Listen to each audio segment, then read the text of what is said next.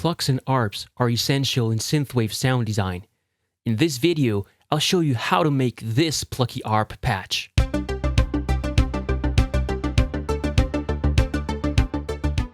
Let's get to it. Today our focus will be on creating the pluck sound, not so much on the arpeggio.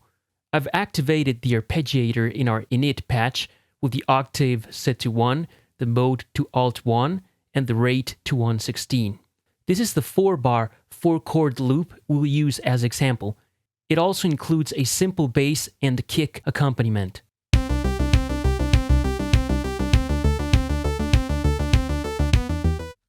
For this sound, sawtooth, pulse, or square waveforms will give us great results, but feel free to experiment with others if they're available in your synth. To make a pluck, the amp envelope is the star of the show. Let's set the amp envelope to 0 attack, 35% decay, 0 sustain, and short release.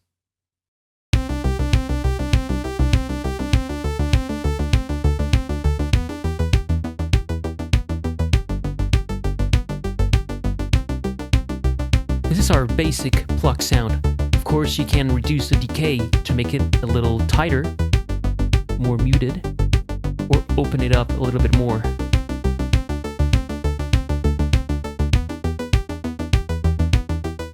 Let's start off with a simple 2 oscillator setting. Let's take the mix to 50-50. Right now, both oscillators are set to sawtooth waveform. We'll now play with the detuning of oscillator 2. So we hear not so much of phasing, but almost 2 detuned sounds.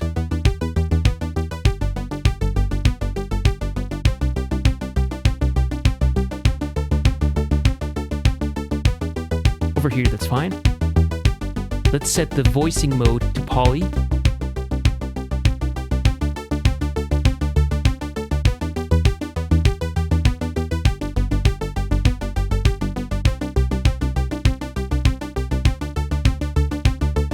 Let's now give this some movement via filter. Let's reduce the cutoff, increase the envelope. In this case, we have envelope 1 controlling the filter cutoff. So let's adjust some of these settings. Let's bring the release down. Let's bring the decay down. And here we can reduce it or increase it until we find a point that we like. So right there, it's very tight, but it's a nice sound. Here it's more open, obviously. Let's leave it there. If we increase the sustain, we'll hear like a wash of brightness between the notes.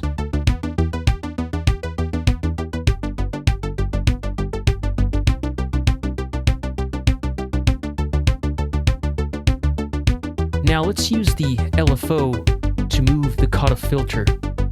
So for this, let's bump up the LFO control all the way up. And here in the LFO section, let's activate the sync to tempo. And for starters, let's go with a 1-bar setting. As you can hear cyclically, every 1 bar, the cutoff is opening and closing just a little bit.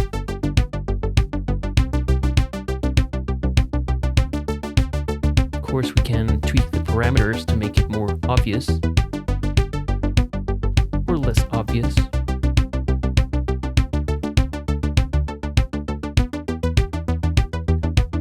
Great. Now let's try another alpha waveform at a faster rate. Something like 3/8.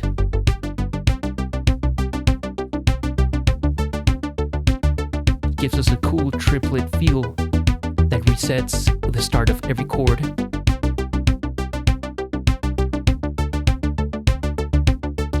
Now let's add some effects. Let's try a chorus.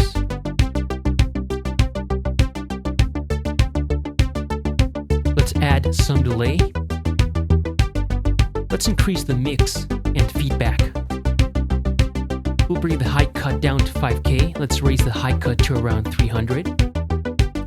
Let's go with the time of 316.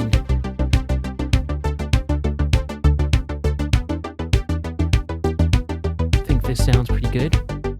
We'll activate the reverb.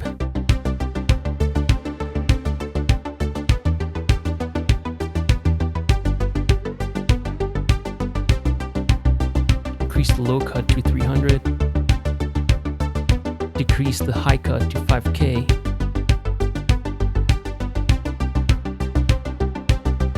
That's a nice reverb. We can definitely feel it if I turn it off. Very dry.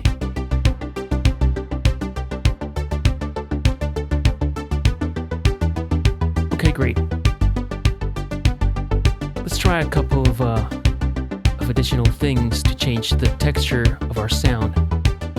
Definitely we can experiment with other waveforms. For example, we could go to pulse wave, and we can set the width of the pulse manually. For example, set it there. It's a different character than the sawtooth. We can set it somewhere else.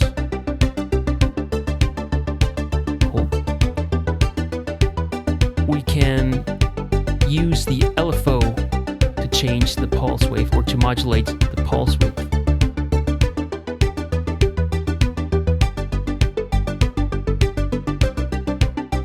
And definitely we can mix and match different waveforms. You don't have to use two of the same kind.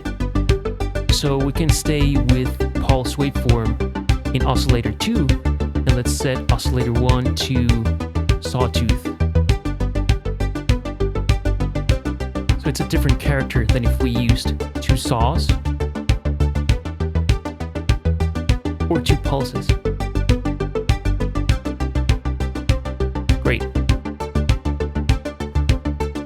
We could also set the oscillators to play in different octaves. So let's take Oscillator 2 and drop it down 12 semitones or 1 octave. So it definitely sounds heavier with more body. Let's take it back to where it was. By the same token, we can raise the octave of one of these oscillators.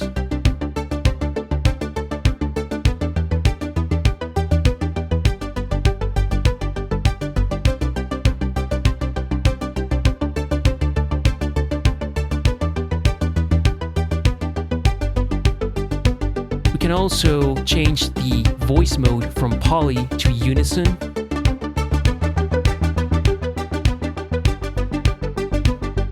Control the detuned sound with this knob.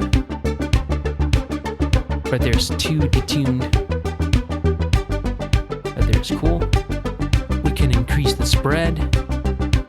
The spread and the detune are not going to be too noticeable because we have already applied a little bit of detuning to both oscillators, and we're using chorus, which is also applying spread. But let me just deactivate that and switch only one of the oscillators.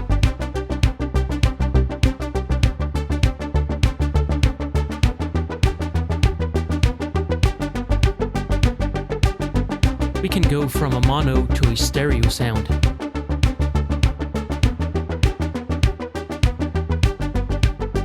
Okay. We could also switch to mono mode and engage the glide. So we have a little bit of a pitch slide between the notes at the start of the notes. We can increase the resonance.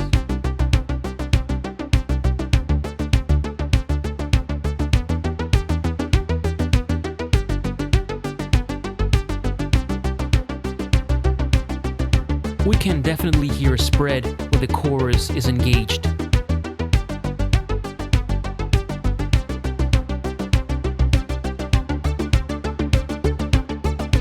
Cool. We can make this darker if we want it. And again, play with the decay of both envelopes.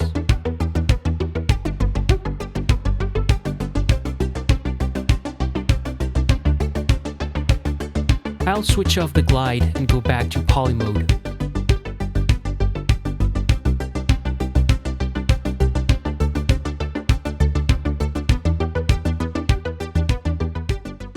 The Plucky Arp is a very versatile sound, and as we've covered, there are plenty of ways to alter its texture and make it as interesting and moving or as static as you need.